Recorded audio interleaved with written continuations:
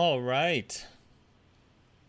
That was super cool. Getting a lot of great comments. People are really enjoying what they just heard. So, thank you everyone for joining this live stream. We have Tobias Reber, the composer of what you just heard.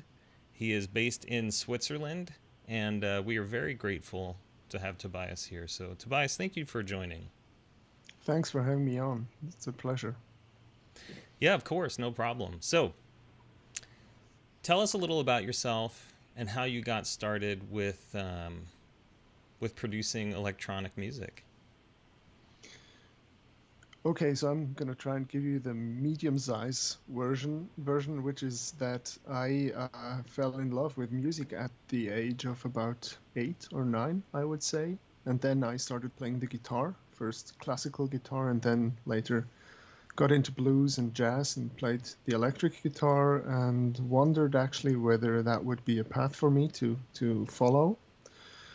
And then, I got into metal music and into progressive rock and kind of became more interested in the compositional aspects of music than the actual, virtuosity of playing. And I got interested in funk and then free jazz and free improvisation. And it was around that time that I realized that this whole field that I only knew as techno is actually much more diverse than just what you hear at the, like large raves and things like that. And I realized that there's a whole lot of interesting electronica going on, and that there's ways to produce music that are actually really novel and current and would allow me to express myself in a new way. So that's basically where I got interested in that.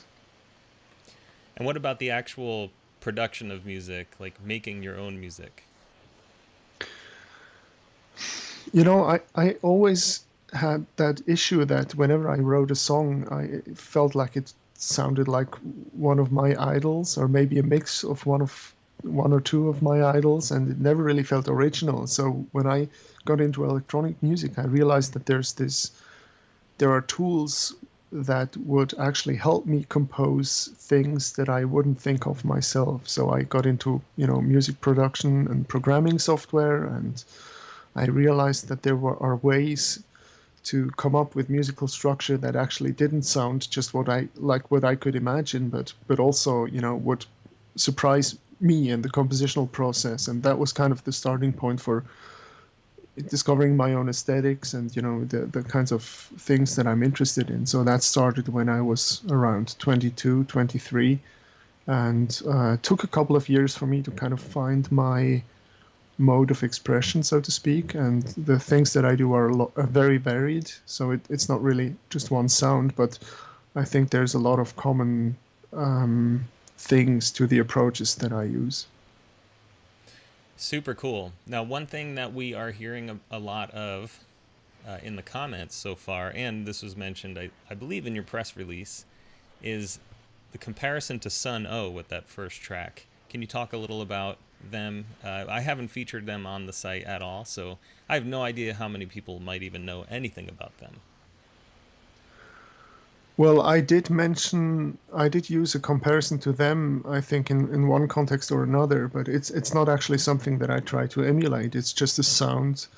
Basically, these massive, at first glance, shapeless slabs of sound that just overwhelm you with their physicality. And the more you kind of ease into them and, surrender to the massiveness of the sound, the more you hear detail and depth, and you kind of you're allowed the time to sink into the music, and it doesn't move to the next thing immediately. So I like this idea of kind of like submerging yourself in a hot bath and just drowning in sound, but in a good way. So that's part, I think, of what has been formative for me over the last couple of years, something that I didn't really expect. So, something that I know you talk about is called the full spectrum of music or full spectrum music. Can you talk a little about that and how you incorporate that into your own composition? Yeah, it's actually a shorthand that I just came up with in the process of explaining to people what this album was, explaining it to Marcus Reuter, who did the mixing, but also explaining it to Richie, who did the artwork, and when people were asking what you're working on. So, I mean, we just heard the beginning of the album. That was part 104 of the first long piece on the album, and listeners may have realized that there's super low frequencies going on there, and there's middle frequencies, and there's also super high things going on. And it's not like the high parts of the spectrum are just overtones, but they're actually loud and piercing. So it's, in a way, I sometimes think of it a little bit like sedimentary layers of sound, where it's just really, from very low to very high frequencies, it's just stuffed full. And then it's all about, balancing the layers and getting a clear, like a clear distribution across the spectrum. Now, when you refer to sedimentary, I can't help but think of geology and the principle of superposition. And as anyone who's studied a little bit about the Earth, you know that the oldest layer is the thing at the bottom. I'm assuming you aren't building frequencies in this way. You're not starting with the low end, but hey, I don't want to make any assumptions. Do you incorporate any of this when you're thinking about how the song should appear?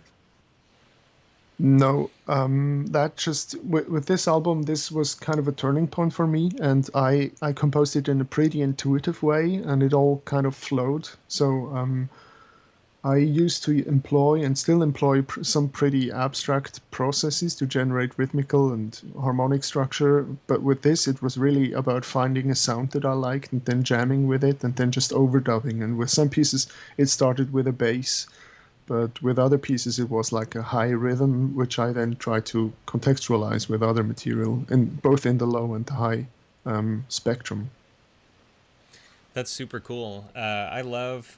One thing I love about looping and looping musicians is the way that they build up these layers and how Mm-hmm. it can turn into something that's like it has emergent properties. The sum is greater than the or what is the whole is greater than the sum of its parts. But Mm-hmm. when it Mm-hmm. comes to this type of layering and thinking in this way, I think music architecturally can be so interesting because we come with our own expectations. The music we're used to hearing, modalities or motifs or whatever it is, and we might expect something to happen. And music, especially when it's looping, especially when it's like generative or um, improvisational, I just feel like it gives that quality of surprise. And you're doing that Mm-hmm. with the frequency spectrum as well. Uh, Care to respond in any way? Yeah, I totally relate to that. So in this particular album, there is not a lot of looping going on. Actually, there are a couple of field recordings on it which I looped, but they are sort of kind of, usually they're background textures. It's not like they're kind of shaping the sound in a little way, but they're not very prominently featured as like, let's listen to birds now or let's listen to a waterfall. It's really more something in the background of the sound.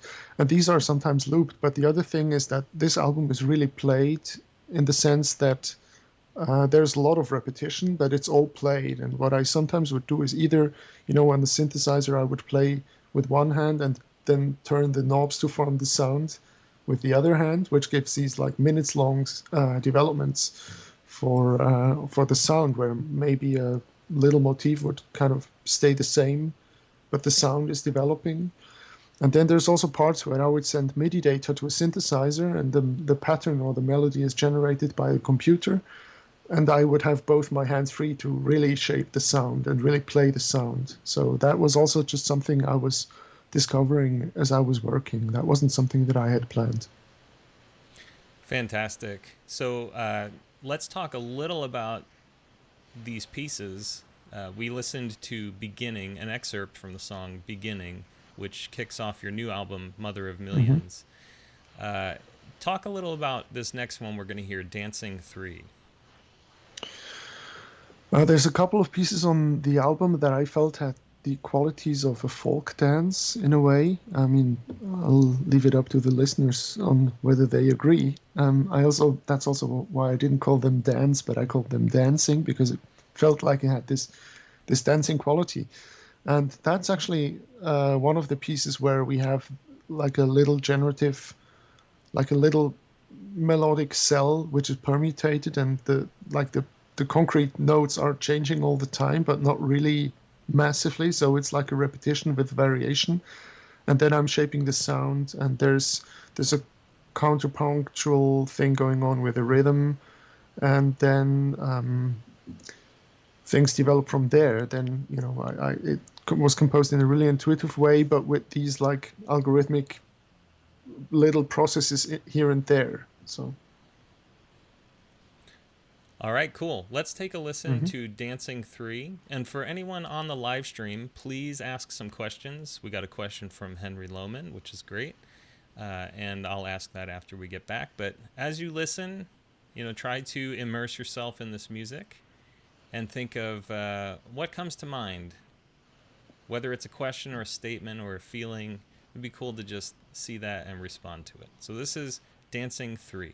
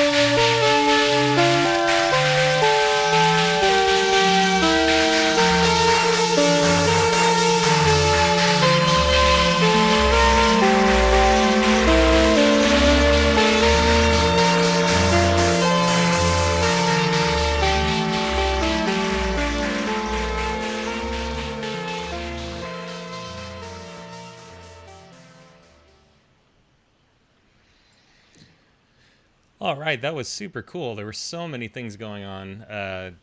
Nice layered, well, a lot of layers, but the ostinato in the bass was pretty cool. Unexpected. I didn't hear it until maybe 30, 45 seconds after it started. And Hmm. uh, I love all of the swirling sounds, and there's melodic stuff going on. There's rhythmic stuff going on. I could see why you might feel like dancing. We did. I think we heard a couple of field recordings in that one as well. Perhaps you could enlighten us about your field recordings. Henry specifically asked about that, so Hmm. go for it. Hmm. Sure. So they are chosen purely for their sonic quality, which means that sometimes they are not what you would think that any normal person would include in their music, but then this is maybe not very normal music. So the things that we heard in this piece is like, so there was this build up with the melody and the rhythm, and then the whole swells, and then there's suddenly this gong sound, and the thing breaks down, and the new melody starts. And in the phase before and after that, there's these rumbling. It's like somebody, looking for a tool in a tool bag, maybe. And that was a recording that I had made many years ago, like 10 years ago, for a completely different project. And where I was visiting a stone sculptress in her atelier, and I was recording her work process. And that was just something that I had in my repertoire, like in my field recording folder, and I was looking for something that with that quality, and that's what I found. Super cool. We got another question. Can we expect live shows once we're out of the pandemic? Is this music you perform live? I I don't know yet. It's not really, it was mostly played with a monophonic synthesizer, so I would have to like find a way to use the pre-recorded materials and kind of maybe merge that with live synthesis things. And I imagine you could do some kind of live remix of the pieces just using little fragments of the material and play with that. So that would be an option, but I haven't really, thought hard about it. Another idea I had would be to do kind of a sound installation version where you have like a dark room with a quadraphonic PA and just maybe have someone do a stage design and do like the full immersive experience, because I think I don't know how it came across on YouTube, but this is really music. As I said, the full spectrum music also means that on a good PA you just hear a ton more than you do on little earbuds. And I would like to give people the opportunity to feel the bass in their chest and really bathe in the music. That's how I think this music is best consumed, but they can also do that with a good stereo or on their headphones. Now, at least two people mentioned microtonality. Can you speak to microtonality and your use of it, or the use of it in these particular recordings? Hmm. Yeah, I suppose I just like detuned sounds. I've been a big fan of Tom Waits for a long time, and I remember I bought Björk's Greatest Hits and Tom Waits' Alice album on the same day 20 years ago, and when there were still CD stores in a train station, Yeah. and I went home and I listened to both of them and kind of, just loved it, and just loved the wheezing quality of the wind instruments and the kind of detuned piano and the detuned singing, of course. And somehow, if you don't overdo it, I think there's a way that some music comes alive when it's kind of out of tune. So there's, one of my favorite Bach interpretation on the violin is actually quite out of tune, but the music is played with such stunning power that it's just, I wouldn't want it to be another way. Huh. And I also suppose that with field recordings, you don't really have temperament, so you always get this friction between the sounds which are in tune and then the field recordings which have some kind of tonality in them, and they start to slightly rub against each other. So I hope I don't overdo it for people's taste, but it's something that I really enjoy. Overdoing is another topic that we can get into in a little bit.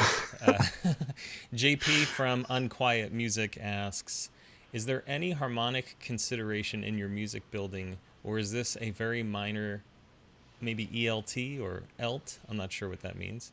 Same for the metrics. Any constant rhythm consideration, or just free rhythms as they come? You know what? This whole album was composed in one giant Ableton Live session. So when I began recording, I actually didn't know that this was going to be pieces. So I used 120 BPM and 4/4 measures as the standard settings. So a lot of the things that do have a fixed rhythm are actually either in 120 BPM or some kind of subdivision, double time or whatever. And then there's a lot of pulsing going on, which is freeform. So there's a lot of modulated synth sounds where I'm actually playing the speed of the modulation while it's recording, and that's played by ear.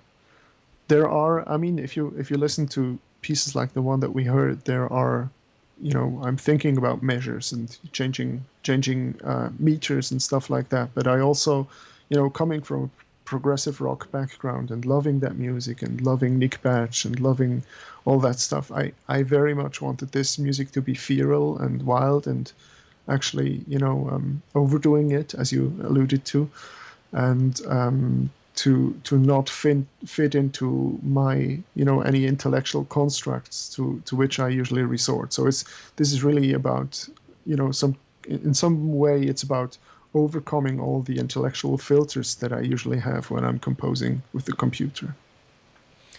Excellent. Tell us about this next clip, Polyglot. Yeah, that's one from my 2013 solo album, Cola. That's one that wasn't released on CD. That was just a download. And there's also a free remix album if people want to check that out. That's called Collapse. And this is an album that kind of happened after a months-long exploration into building a tool for polyphonic music. And so I was programming a little software thing in the Max programming environment. And then one night, I realized that it might be interesting to apply this to percussion sounds instead of harmonic material. And then I started to pivot. And I developed this kind of step sequencer with which I recorded the pieces over the duration of 3 evenings, basically. So it's algorithmic in nature. It's not music, I think, that you can, or that I could have come up with, but it's music where I'm kind of setting up a system that will then play out and will generate a much larger complexity and at the same time a structural coherence that I wouldn't have imagined prior, but which I can then shape. So that's how I like to compose with these kind of, rule-based systems that they spit out stuff and I react to it and then I shape it and then I hit record. So that's one of those pieces. All right, let's take a listen to Polyglot.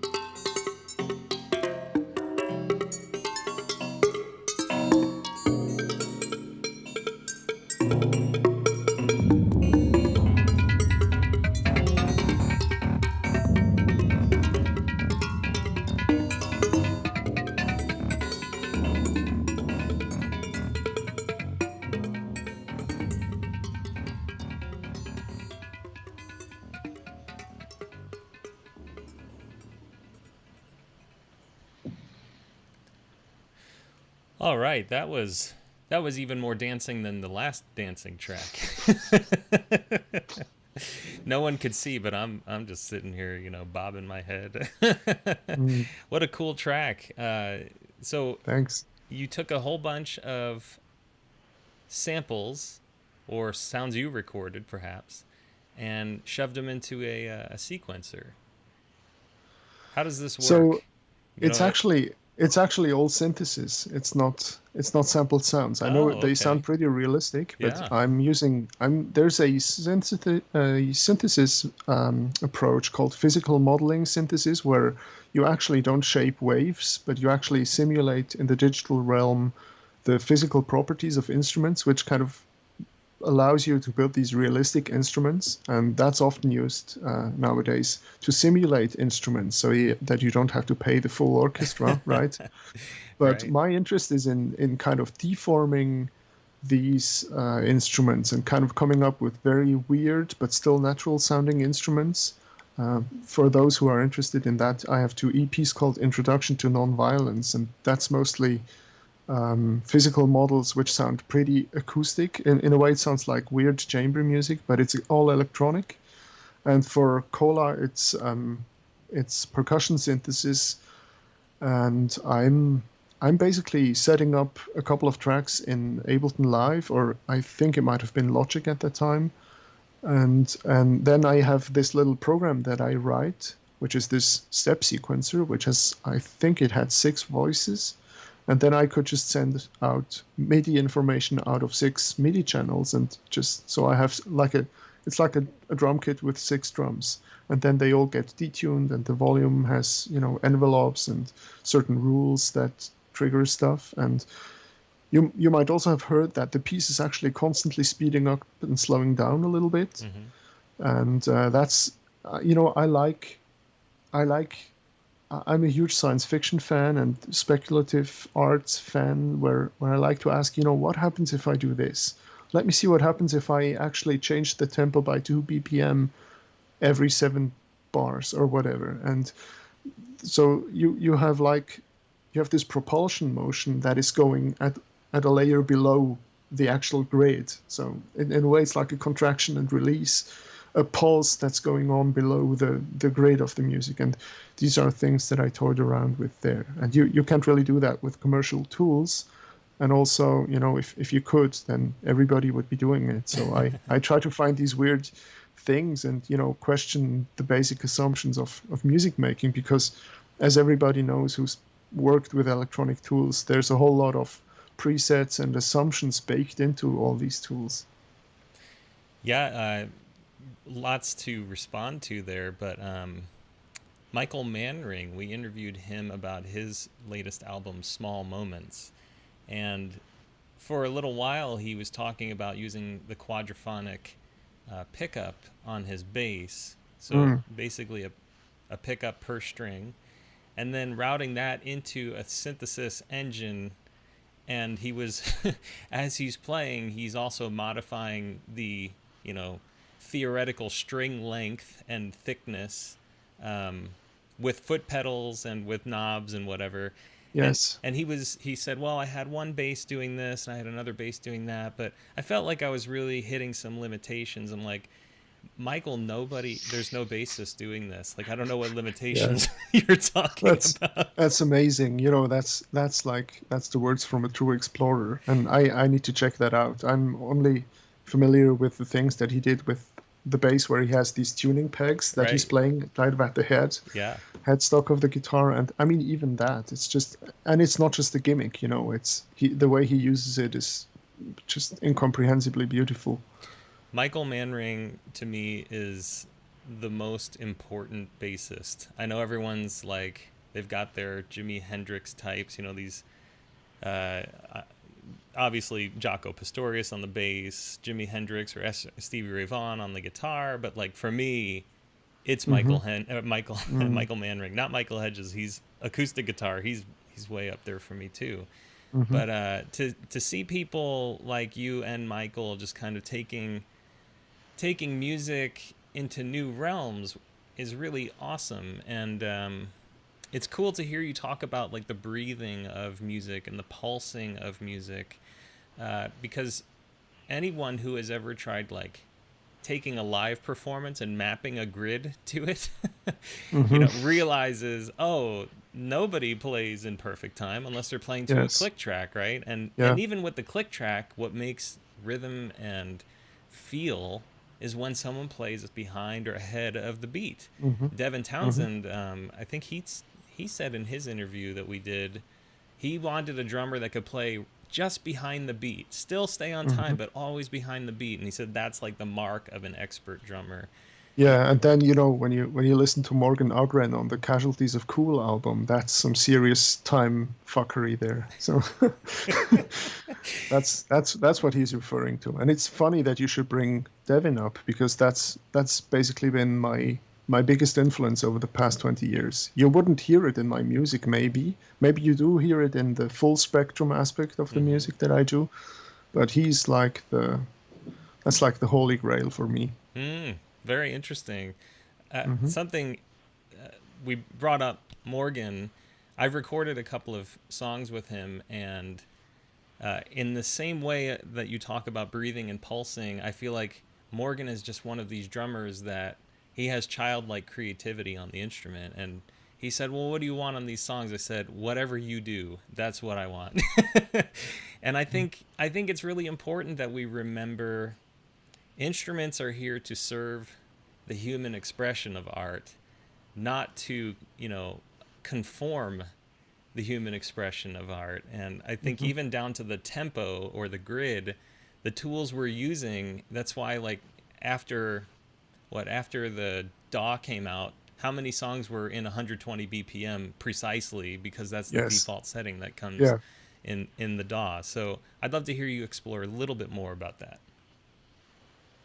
Well, as I said, I was a guitar player originally, and I basically my development was I was a huge Calvin Russell fan. Do you know Calvin Russell? No, I've never heard that He was name. like a Texan bluesman, Hmm. singer-songwriter guy, and I heard him in at a open air festival when I was a little kid, and I remember sitting down and just listening and just having goosebumps and the whole thing, and I started to buy his CDs, and I listened to that, and then I got into things like people would show me Eric Clapton, and I was a big Stevie Ray Vaughan fan when I was 17. Mm-hmm. And then I got into John Scofield, Mm-hmm. and John Abercrombie. Those Mm-hmm. were like very, very influential on me.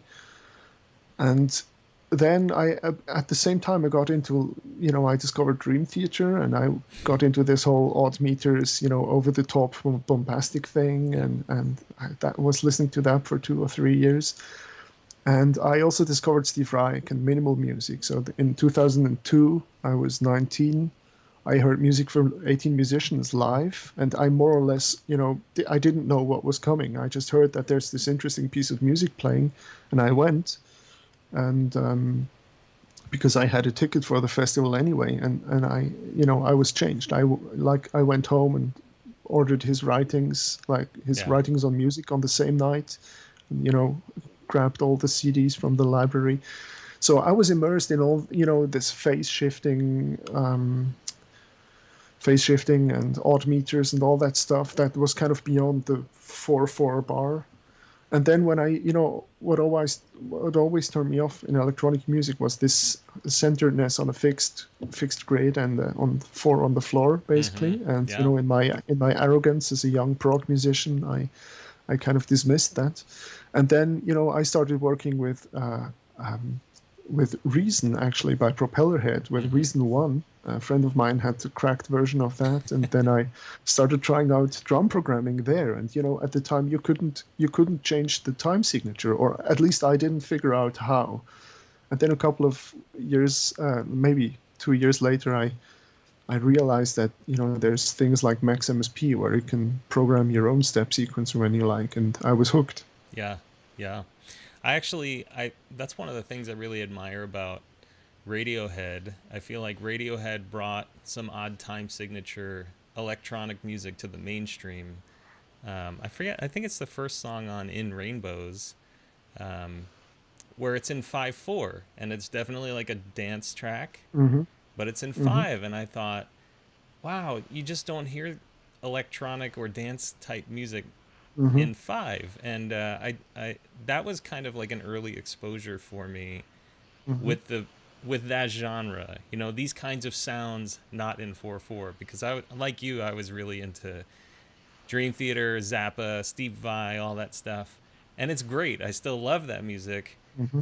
but it's like you expect one thing for one type of music and you expect another thing for another type. So it's great to hear music that defies expectation. And I think music for 18 musicians is the most accessible way to get into Steve Reich and that whole phasic approach to music. Yeah, and in general, for me, it was my entry point into contemporary classical music and the music of the 20th century. Getting into Ligeti and discovering Xenakis and all these kinds of really influential people who kind of carved their own way. Like, music. When you look at music history, there's a really linear development, like over 1,000 years, and the theory of harmony is evolving and is getting ever more complex, and the ear of the listener gets used to more and more complexity and dissonance. And then somehow, 100 years ago, people were composing 12-tone music and atonal music, and then Right. and then after that, then what? Is that the end of history? Is that the end of music history? No, of course not. But now people are free to kind of develop their really own aesthetics. There's people like Xenakis, who was an engineer, actually, taking principles from engineering and applying them to orchestral music and later to electronic music, and realizing that there's people who kind of built their own little, you could say, fantasy world, like their own, it's actually world building where they actually, going back to the science fiction thing, where they actually really say, what happens if I do this? What if gravity is different? Then what implications? What are the implications for the meter and for how harmonies relate? And what if you can define your rules? And um, there's a reason why good music sounds good, but there's also many people who found totally unique ways of new forms of expression, and I'm fascinated by that. You got to hear this Michael Manring interview, man. Yeah, he yeah, I he will. talked a lot about how we're not the end of music, but sort of running out of music in the way that we've come to digest it in the past 50 years. So I think you'll really appreciate that interview. And anyone else, Mhm. listening who wants to hear more of this, definitely check out Michael Manring's Small Moments interview here on the channel. So we're going to listen to another excerpt, and then I will get on my soapbox about people buying your music at the URL on the lower right side of the screen on Bandcamp. But this next excerpt is called Ending 2. Do you want to just provide a quick intro to that, and then we'll play it? Well, let me see if I can be quick for once. Ending 2 is the central piece for the album, I would say. It's certainly the climax, and usually you shouldn't give away the climax, and also you shouldn't cut away what leads up to it. But um, a thing that is maybe, going back to the principles at work in this album, is that a lot of the pieces are long, and they're kind of taking a long time to develop. And we were talking about sun at the beginning. I do want to have temporal development, but it's very slow. I sometimes call that lava flow. That's a term that a friend of mine used to describe that, where it's things are developing and there's actually, you're moving towards a climax or you're moving towards an ending, but it's taking super long. And people will realize that the pieces that are called ending they sometimes feel like they're done, but then they go on and they go on again and again and again. And, messing with this sense of, with these conventions of, oh, now that's, the band is going to make, bah, and then the drummer is doing his thing, and then it's ending, but they're dragging on for 2 minutes. And ending 2 is a piece in 3 parts where there's actually kind of there's like a short static part, and then a second one which has a little more motion in it, which then sounds like it peters out, but then it actually stumbles over into a completely different and climatic part. And I think I selected a bit from the piece where we're in that second part and we're kind of waiting for the piece to end, and then the whole bombastic thing starts to go off. I mean, I really hope people will listen to the whole piece, but maybe this gives an impression. All right, excellent. Let's get to it.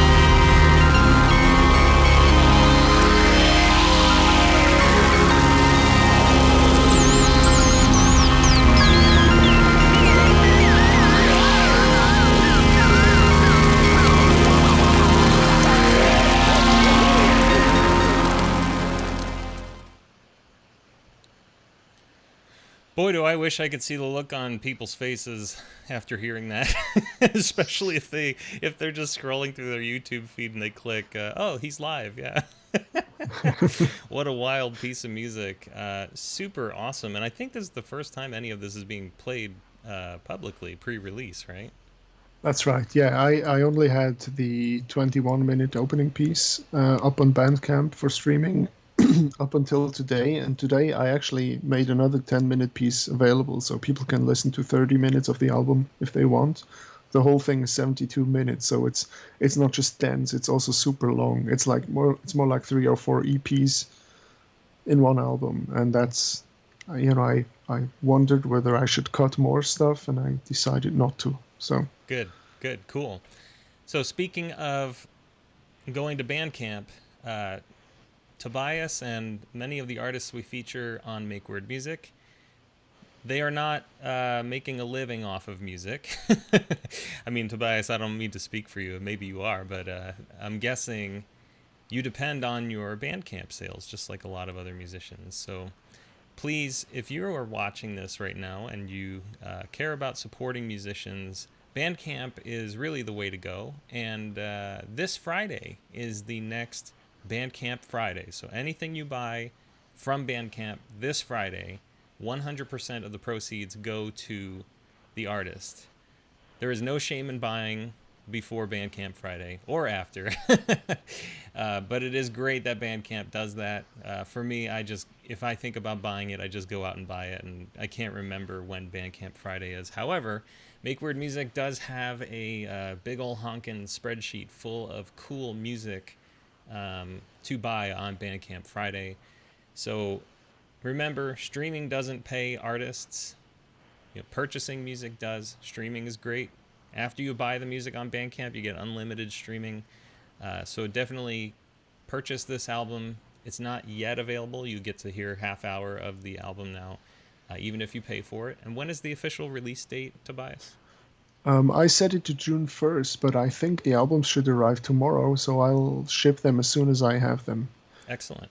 Cool. For promotional reasons, it makes sense to delay the official release for a little bit, because I'm also going to send that to, magazines and things like that. Absolutely. Yep, totally agreed. We will close with one final question from Bill Brinkmoller. I don't actually know how to say his last name. It could be Merler or something, but Bill asks, is this striving for more repeatable music? Previous work, both solo and with centrozoon, have been spontaneous compositions. And at a future concert, could I request one of these pieces? No, you couldn't. What I could do is kind of, I'm as a solo musician and with centrozoon, my trio with Bernhard Wursteinrich and Markus Reuter, we are playing freely, and we could kind of repeat moods and things like that if we wanted to. And with my solo music, it's really also music for recorded media. But as I said, I could develop a live set based on this material, but it would be like remixes of the pieces, and there would be a lot of improvisation going on as well. There's your answer, Bill. I hope you like it. You might not. Let's see. Let's just talk a little bit about Blast Unicorn, and then we'll close this out. So Blast Unicorn is the next excerpt we will be hearing. Tobias, tell us a little about it, please. Blast Unicorn is a collaboration album that I did, a project actually with Alexander Dowerk, who is one of the foremost touch guitar players in the world, a student of Marcus and a wonderful musician. And he is as you know, the touch guitar is like a full range instrument where you have the bass register as well as the regular guitar register. So you can do all sorts of stuff with that. And he's a big metal fan and very knowledgeable and highly skilled. So what we wanted to do is kind of meet between metal and progressive rock and electronic music. And there's often metal bands that use synthesizers, and then it's a little bit cheesy. And there's also electronica that says let's do some guitars as well, and then it's electronica with guitars. And we try to actually really fuse both the things together. And of course the result was something super complex and something that nobody knew what to do with. And the album was called Van Halo. And there's like 20 pieces on it, ranging between 30 seconds and 4 minutes. And some of the music is highly structured and composed and super complex. And some of it is more like, sonic textures. And I hope people will go and listen to that. It's on its own separate Bandcamp. And it's still something that I'm very proud of. All right, cool. So check out these URLs right here under my fingers. I don't know how to do this right, but the Bandcamp URL and Tobias's website. He does teach a weekly algorithmic composition course. You can check that out on his website too. Tobias is this is just a sliver. What we've heard today is just a sliver of what he's capable of and what he does as a musician. Tobias, thank you so much for coming on today. Really appreciate it. And then this Friday we have David Sanchez, who played with everyone from Peter Gabriel to Bruce Springsteen. And Andre Chumley will be interviewing him this Friday, 6 p.m. Eastern. So check out that show when it goes on air. And then, oh yeah, I have that Failure to Fracture book. Thank you to everyone who has purchased it. It's been really amazing. We actually sold out of the first printing, which I did not expect. So thank you everyone for checking that out. If you want to know more, you can go to failuretofracture.com. And let's close out with a little bit of Blast Unicorn.